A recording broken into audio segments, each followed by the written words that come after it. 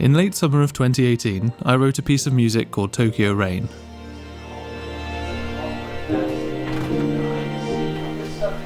When we talk about writing music, we often go into the technical details of how it was physically made, so to speak.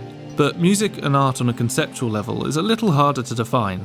It is a product of us and who we are.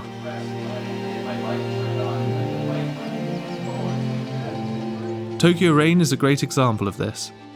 It's a track I feel is important for what it represents to me as a composer and where I draw inspiration from, as well as who I was at the time. And that's something I wanted to talk about today, as well as the technical stuff. Well,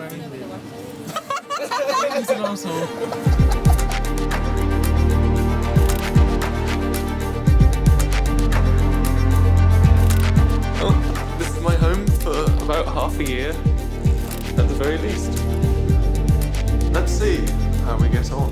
I had just graduated university, I was turning 22, and about to live alone for the first time, which was an interesting thing to be faced with, as suddenly I'd gone from studying in a house full of people to being a professional musician on my own, with no clear direction on where to go, and no one to give me instructions on how to get there.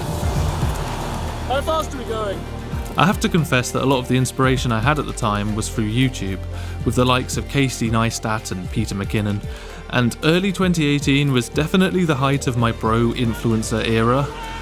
That wouldn't last forever, thankfully. Don't get me wrong, I hate the idea of the grind, and yeah bro, I get up at 2 a.m. to hit the gym and go to bed at midnight. You only need 2 hours sleep, trust me.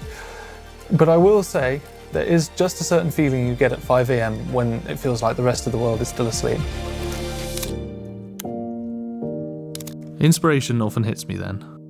This was aided by my decision to move to the Isle of Wight, which still to this day is considered a bit of an odd choice.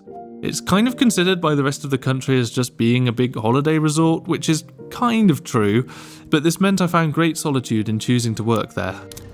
It was isolated, and there was something about those cold winter mornings overlooking the marina that brought a certain feeling I haven't felt since. I got into film photography, Scandinavian interior design, and the apartment definitely had a vibe to it even if the acoustics were terrible. Finish that off with a lo-fi mix or some Mr. Suicide Sheep to start the day, and you have Tokyo Rain.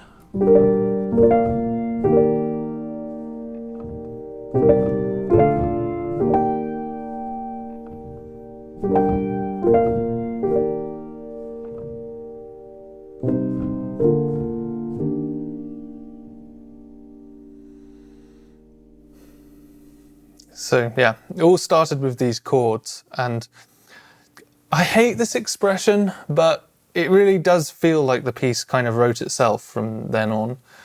I don't know, it's difficult to kind of get in my headspace from 6 years ago and know what it was that made me write them, but I mean, they're not complicated chords, it's just...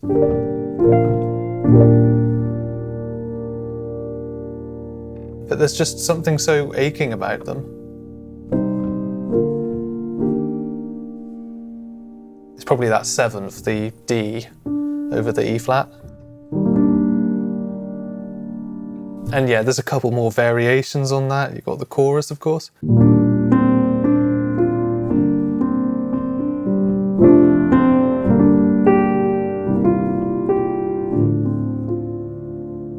All this to say, I don't think I can show you how to write interesting chord sequences, or interesting music for that matter. I think it's about taking inspiration from many different sources, nourishing that, and letting the music come from that naturally. And with that out the way, I'm going to show you through my project now, and hopefully you might find another source of inspiration within it. If anybody's still watching, that is, of course.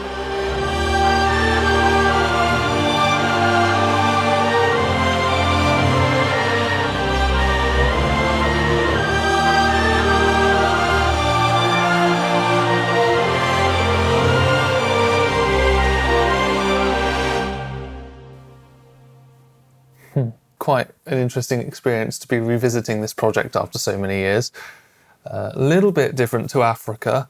That was 2014, this is 2018, and thankfully my production technique has improved a little bit, as well as my organisation. I'm quite happy with the fact that this is all colour-coded, and with the exception of one copy and pasted French horns bit, that would have been edited after the fact. I just probably forgot to rename it. It's all looking quite easy to understand, and this project I got up and running in about 15 minutes. If you've seen Africa Walkthrough, you know it took me a little bit longer. I definitely think 39 Seconds and Reprise EP was the height of me having this more is more mentality, where every project had to be epic. And it really peaked with Reprise because I found I was actually doubling the French horn sections. I had the Spitfire Studio brass horns and Hollywood brass at the same time, because apparently 8 horns isn't enough anymore. You need, what would that be, like 12? Point was, whilst there's a lot of the copying and pasting that is typical of more pop music and the stuff that I used to write when I was younger, you can see that I've muted a lot of regions that I realised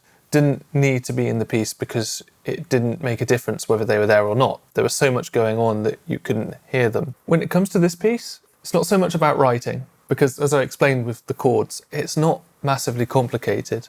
The string writing, slightly better than it was in Africa, but still simple and in root position. I've been using this portamento to really bring out that Asian feel to the melody.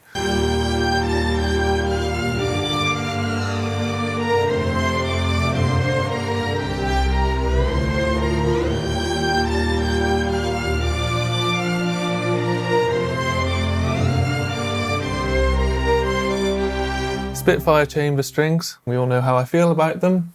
They are very good. Got 3 pianos in this project. This was before the time that I'd discovered my perfect piano, and as a result we're doing the layering thing that I mentioned in my VST ranking. 8Dio's 1928 Steinway layered up with the Labs felt piano. And then finally, I actually had to re-download it for this project because I haven't used it pretty much since 2018. When I have like a tidy up on my hard drives, I forget that occasionally I might want to open up old projects. This is actually Christian Henson's triple felt piano that he released all the way back in 2017. I think it's mostly in this project for that clickety-clack sound that the hammers make. I want to draw your attention to something that I didn't even realise I'd done, and it kind of caught me off guard a little bit when I first opened this project. And that's that the 8Dio piano and the Christian Henson piano together are playing a lower octave. And then the Labs felt piano on its own is playing. I honestly cannot remember my reasons for doing this, but I suspect it had something to do with that hammer sound. Like, I didn't want it to be too intense on the high notes, perhaps. I don't actually think you could play this because it requires you to have too many fingers. However, it does sound... You don't really hear the extra notes lower down, I don't think. That, in a way, has actually made this sound a little bit more unique than it might have been otherwise. You can see a lot of the same chords being used over and over again. And then the outro over here was played in just freestyle, baby. There's one more thing to mention with the piano, and if you look here down at this sine bass, I think at this point quite a well-known technique, but doubling up the lowest note of the piano with a sine wave just to give the bass note some real oomph.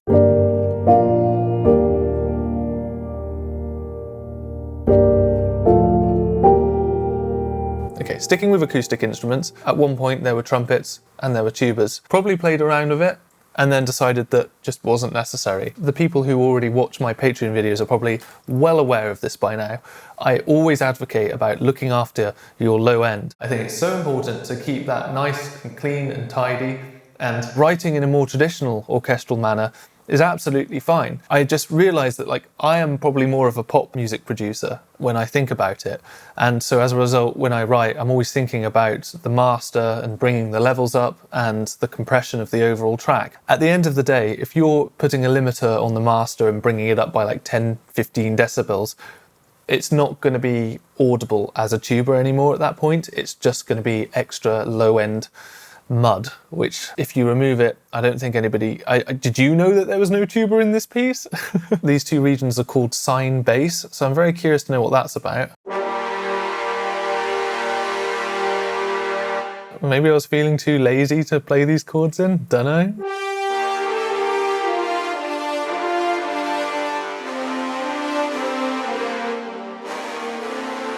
Look how much of that bass I took out. Again, for the same reasons. These lower fundamental harmonics, unfortunately, are covered elsewhere by things like the sine bass. Not necessary to have them, basically. Strictly for mixing purposes. It is always a bit painful seeing this in retrospect, and I think trombone players out there are probably hurting inside seeing this writing and this mixing. I do apologise. And actually, come to think of it, looking at the Woodwinds, this kind of makes me think, when I first started writing, I was doing like ambient music inspired by Port Blue and Adam Young. And then I moved into doing drum and bass, and then orchestral music. And in this instance, here's what the Woodwinds are doing.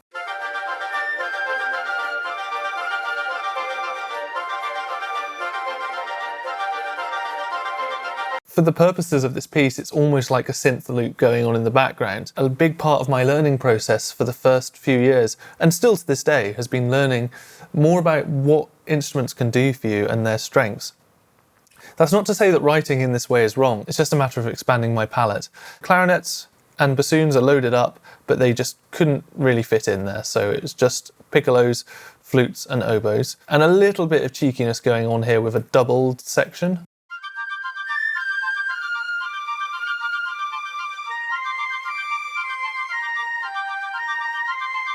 So opening up 4 voices and only seeing 2 layers of MIDI notes. Oof, bit of laziness going on here. Bit of a dodgy question here.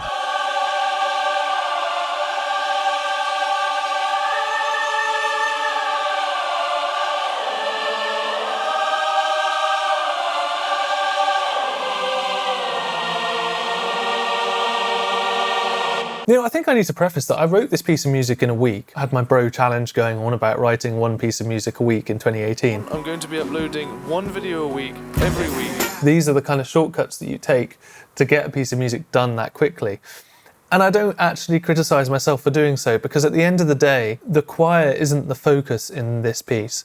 They're there and you hear them at the end, but you hear like the overtones of their voices and the harmonics. You don't really hear exactly what they're singing, and I think having the men doubling the women an octave below might have actually been a wise choice, because as far as mixing goes, you've got less harmonics cluttering up your soundstage essentially. Here are some of our world instruments, so to speak. Koto, this is Logic's inbuilt one. I quite like it because it kind of makes the piece sound a little bit more gritty somehow. Maybe gritty isn't the right word, but I do like the way that it turned out. It wouldn't be quite the same without it, I don't think.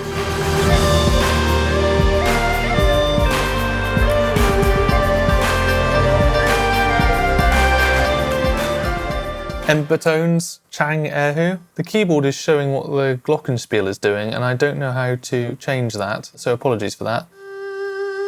Yeah, okay.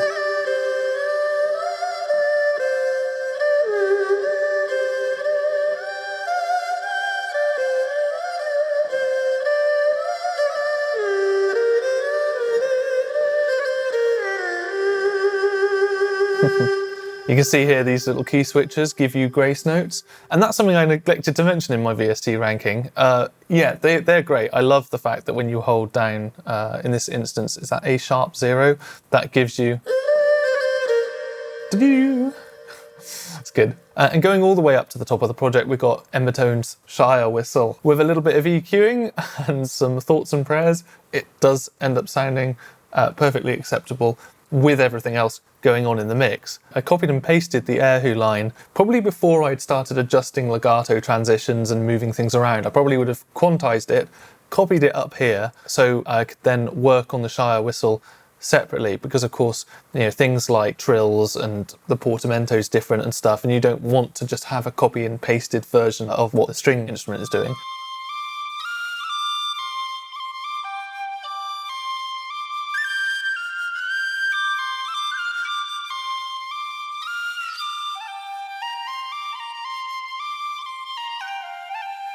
You know, nowadays I have quite a nice B-flat whistle, and I think I would probably just play that in. I think it would... Sometimes in life, it's like... Sometimes... It's kind of interesting that at the moment we're going through a bit of a weird period, because for pretty much all eternity, everyone's been saying real instruments are always better, and they sound better. And it's true. But sometimes you've got to balance that out with whether it's going to be too much work or too expensive. With everything else going on in this piece, it might not have actually been necessary to record it in live. The other thing as well is that if I move up to the very, very top of the project, I have recorded in this.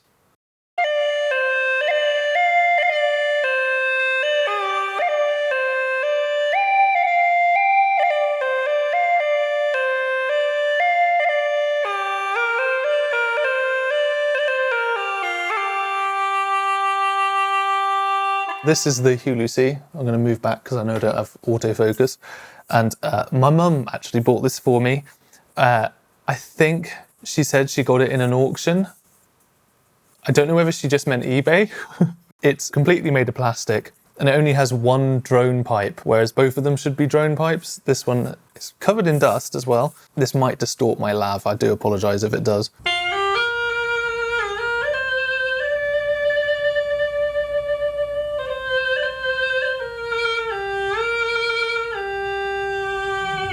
With the drone pipe, it's a little bit noisy.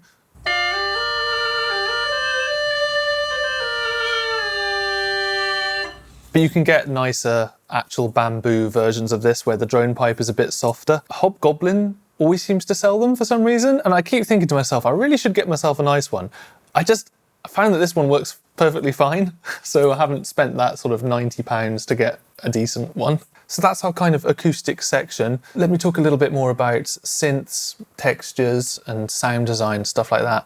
I have a bunch of synths that have been with me since pretty much the very first year that I began writing music. A couple of massive tracks, I always like to put a little bit of synth buzz in the end of a piece.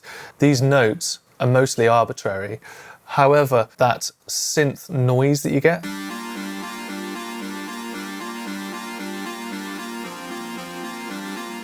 if you mix it nice and low, it adds just like a little bit of energy. And then we've got things like risers, white noise and stuff like this.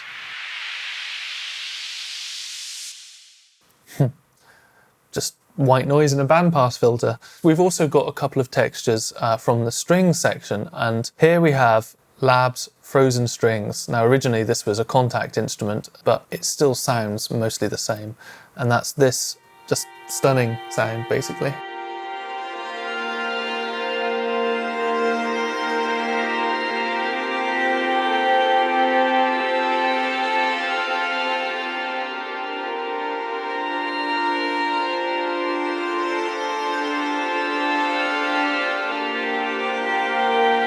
I know in the first video that I made for this Patreon, I bashed on Spitfire a lot, but this sound, when I think of Tokyo Rain, this is the sound I think of. I feel like this gave the piece so much of its identity.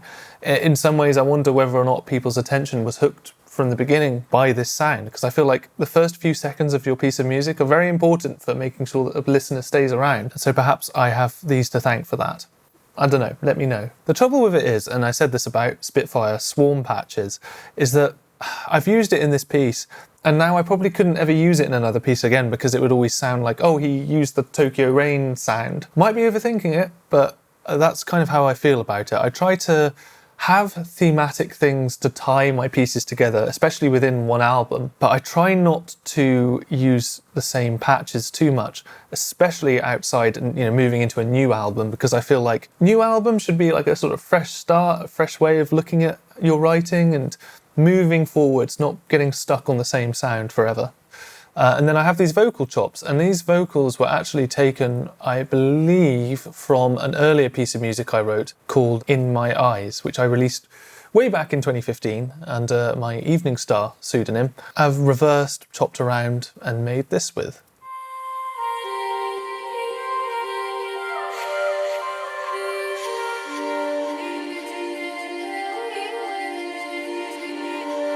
Got a lot of compression going on and pretty subtle EQ and Logic's inbuilt de-esser. Of course, I forget this predates me using any Waves plugins, still don't have any FabFilter plugins or anything like that really, and the only reverb I've got is Valhalla.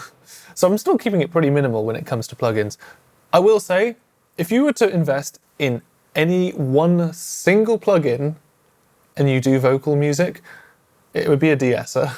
Logic's inbuilt de-esser is terrible, and I did not realise how much I was suffering for so many years because of that. The vocal chops, the piano chords, and that frozen string texture, that's the sort of heart of Tokyo Rain, at least as far as the melodic writing goes. The only minor techniques used here, you can see that the tempo has been moved here, just basically creating fermata marks. And you can see I actually varied the time around each one, so that they would pause for a slightly different amount of time, trying to make it feel more lifelike and more real, but also keep it to a grid. The other core of the piece, of course, is this percussion section and this drum beat, especially at the beginning.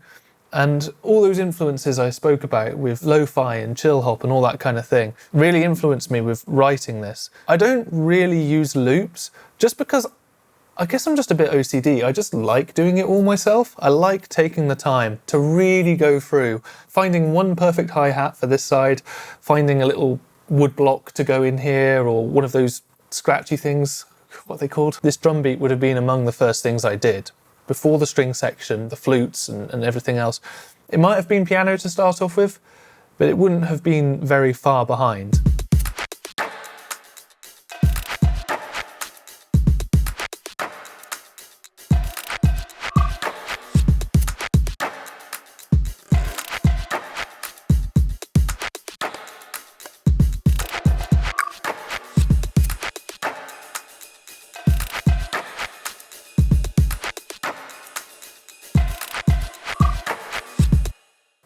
Did you see how much Logic slowed down when I tried to show all the MIDI notes at once? That was funny. All these random sounds from Logic's inbuilt orchestral kit.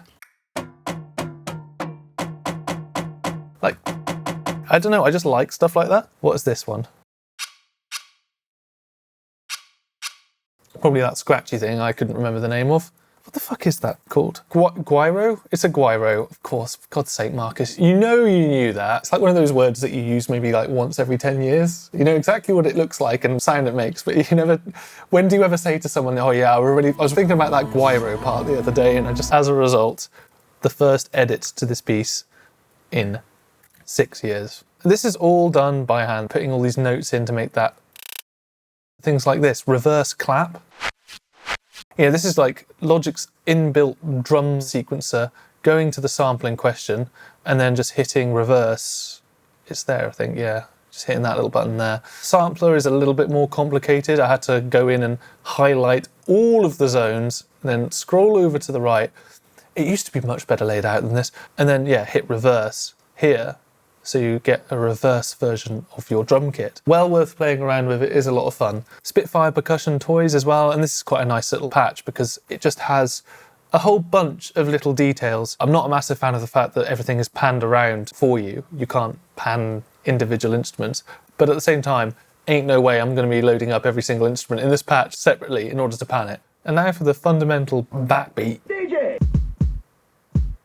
I really not layer that up with anything. Just going through all of Logic's inbuilt electronic drum kits until I found a clap that I liked. Not exactly masterful writing, but I suppose that's kind of the point. It's like, you don't need to be a percussionist to write a good drum line. It's just about taking the time to obsess over those details and make it yours. Whew. A bit too much reverb, I think. And then using automation to turn all the reverb off so that we have that cut to the piano. For the build up to the final chorus, I've got this Asian kit percussion sound with a very brute force method of pitch shifting using the tuner, which goes up in semitones.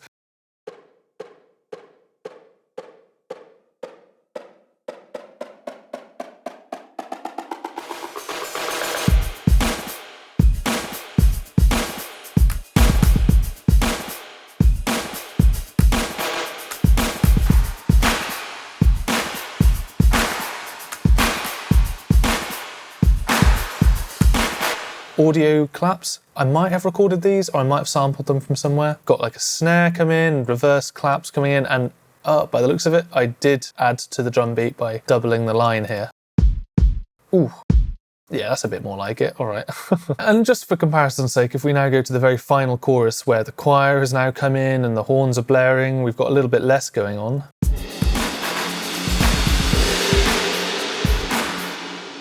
I said that, but I think I'll take it back. Have I got enough cymbals here, or have I got enough cymbals here? We've got 4, 5, 6 if we include this reverse cymbal.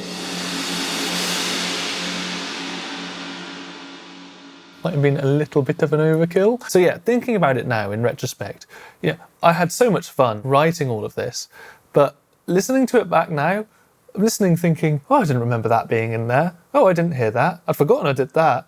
And if you're thinking that, that means that you put too much in. The track has been mastered to, well, like -5 LUFS or something. Like, it's loud. And when it is like this, having 5 cymbal tracks is unnecessary because, let's face it, all we heard at the end of the day was... And I think that'll probably be enough regarding percussion. I mean, there's a whole bunch of stuff going on. You know, if you look at the tracks on the left here, it's like different amounts of reverb and different types of reverb depending on what you're doing. Some of these delay designers, it's, you know, it's one tap, just so that you don't end up mudding the piece up with too much delay. Using direction mixer to make a track not only just mono, if you want it to be sort of less wide than it was, you can sort of bring it to here, and that makes it still with a bit of stereo image. And then sample delay to do the opposite and make something feel wide again, because if there's a delay between your left and right ear, your brain perceives that as being like wider source than it is. It's an interesting phenomenon. And then each section given a little bit of EQ and reverb depending on what it is. But yeah, I wouldn't point to this track as being my ultimate example of good production. For me, Tokyo Rain, it really is like just having inspiration and putting it straight down on paper without any kind of filtering or overthinking. This piece sounds kind of unlike anything else I've written. Should I be worried about that? Nah, just kind of getting on with it, basically. And I reckon that is actually a really good thing to remember from time to time, because I do have a tendency of overthinking things, like the percussion section. It's been a lot of fun to revisit this track after so many years, and to compare the progression from Africa to this in 2018 to what I'm writing now in 2024. It's been very interesting and slightly reassuring too. And I hope if you haven't learned anything from this, you at least got a kick out of me breaking this track down into its component parts. To my Patreon followers, thank you ever so much for your support and your words of encouragement. It's been most enjoyable communicating with you over there. And I'll see you next month. If you're watching this on YouTube, then I will see you when I see you. Goodbye.